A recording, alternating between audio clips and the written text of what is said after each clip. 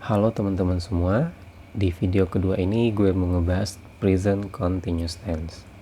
Tense ini digunakan untuk menjelaskan sesuatu yang sedang terjadi.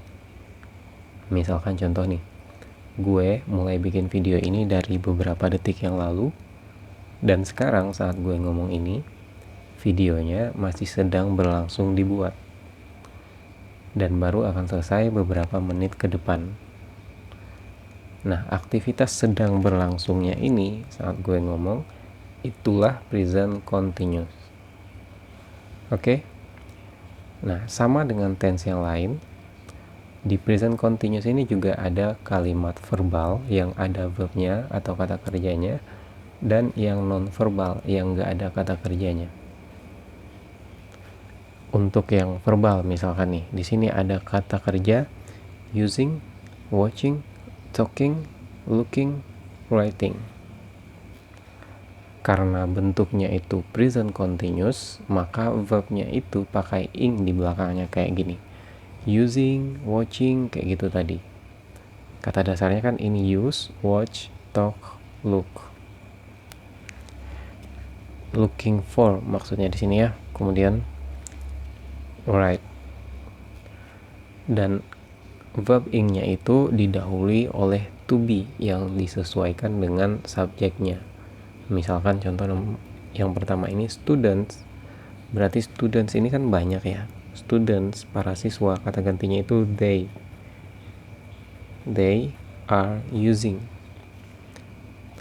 Kalau studentnya satu nggak pakai s, maka di sini to be-nya is. Jadi student is using, tapi karena studentnya banyak, students are using. Dan kalau kita artikan ini para siswa sedang menggunakan, sedang menggunakan, itulah present continuous-nya. Para siswa sedang menggunakan ruangan auditorium. Ibuku sedang menonton TV show. Ricky dan pacarnya sedang, nah ini sebetulnya are ya, karena Ricky dan pacarnya itu bukan tunggal tapi berdua, jamak. Jadi kalau kita gantinya ini they juga, jadi they are talking seriously. Kemudian your friends are looking for you, atau teman-temannya di sini kan banyak kan, karena ada s di belakangnya, ini tanda maju, tanda banyak, makanya to be-nya di sini are. Kalau friend-nya cuma satu nggak pakai s, maka to be-nya di sini is. Kemudian ditambah dengan verb ing, itu menandakan present continuous atau aktivitasnya itu sedang berlangsung. Sebetulnya gampang sih memahami present continuous ini. Dan yang di atas ini semuanya ini termasuk verb, kalimat verbal yang aktif. Dan kita bisa ubah menjadi kalimat pasif dengan rumusnya ini. Contohnya yang tadinya para siswa, students are using, para siswa sedang menggunakan ruangan auditorium, berubah menjadi ruangan auditorium sedang digunakan oleh para siswa. Jadi kalimatnya jadi gini, the auditorium room is being used by students. Jadi subjeknya ini di auditorium room ditambah to be is. Kenapa is? Karena auditoriumnya itu cuma satu, karena satu ini kan kata gantinya it, jadi it is being used by students. Kenapa ini disebut kalimat pasif? Karena subjeknya itu emang pasif, nggak ngapa-ngapain. Ruangan auditoriumnya itu nggak ngapa-ngapain. Yang ngapa-ngapain itu para siswanya. Para siswanya ini yang sedang menggunakan, yang aktif. Sementara auditoriumnya nggak ngapa-ngapain, tapi sedang.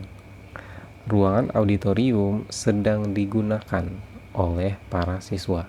Sama juga yang tadinya ibuku sedang menonton TV sedang ditonton oleh ibu. Jadi TV-nya itu nggak ngapa-ngapain, yang ngapa-ngapain itu ibu yang menonton. Jadi pasif itu maksudnya si subjeknya itu nggak ngapa-ngapain, pasif subjeknya. Contoh lainnya itu seriously talks are being discussed by Ricky and his girlfriend. Kenapa to be-nya di sini are? Karena talk-nya itu banyak. Talks. Jadi perlu dipahami kalau subjeknya itu dijadikan korban gitu. Istilahnya kan korban, ruangan auditorium sedang digunakan. Jadi subjeknya itu sebetulnya nggak ngapa-ngapain, subjek pasif, tapi dia sedang digunakan. Maka kita pakai rumusnya, formulanya ini, subjek tambah to be tambah being tambah verb 3, atau verb yang ada at di ujungnya, kecuali untuk kata kerja yang nggak beraturan. Kemudian untuk yang non-verbal ini sebetulnya rumusnya sama aja dengan yang pasif di sini, cuma di sini verb 3, tapi kalau yang non-verbal ini bisa adjektif, bisa noun, bisa adverb, dan bisa preposisi. Jadi ini subjeknya, our teacher, guru kami. Ini predikatnya, artinya sedang. Ini adjektifnya atau kata sifatnya. Jadi guru kami sedang marah. Kemudian contoh berikutnya, saya sedang berada di rumah. Jadi sedangnya itu di sini, being at.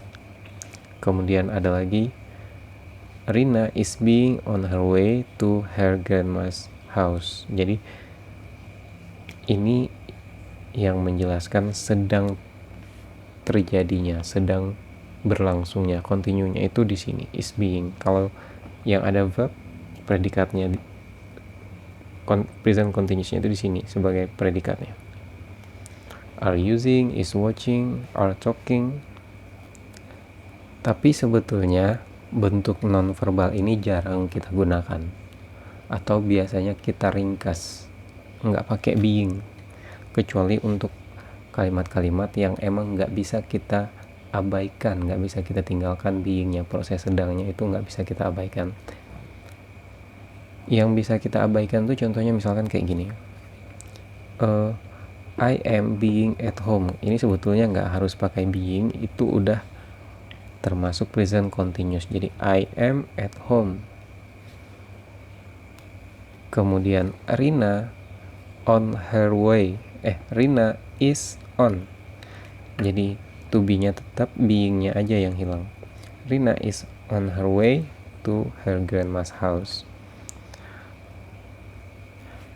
Tapi kalau pakai being itu juga nggak apa-apa, tetap benar.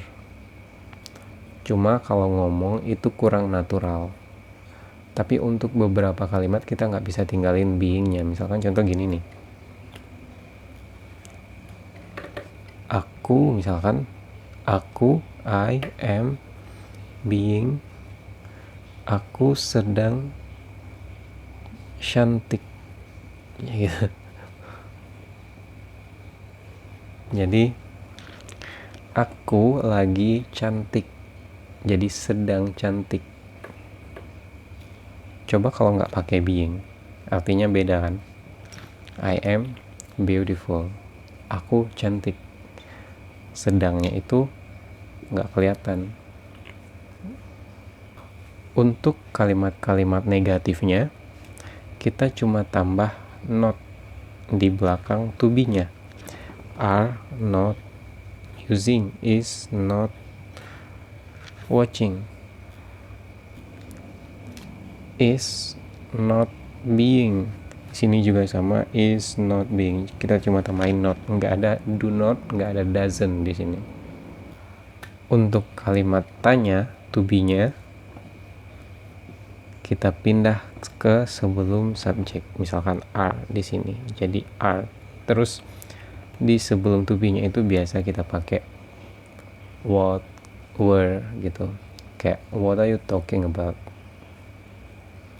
Jadi kayak what pakai what, lalu to be are, kemudian subject what are you talking, subject to be verb ing,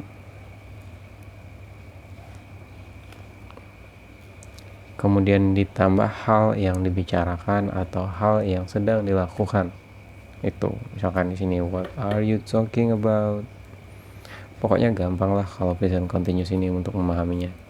Yang penting itu tuh dasarnya tadi di video pertama itu akan penting untuk kita memahami past tense, future tense, dan yang lain-lain. Oke, kita lanjut ke video berikutnya.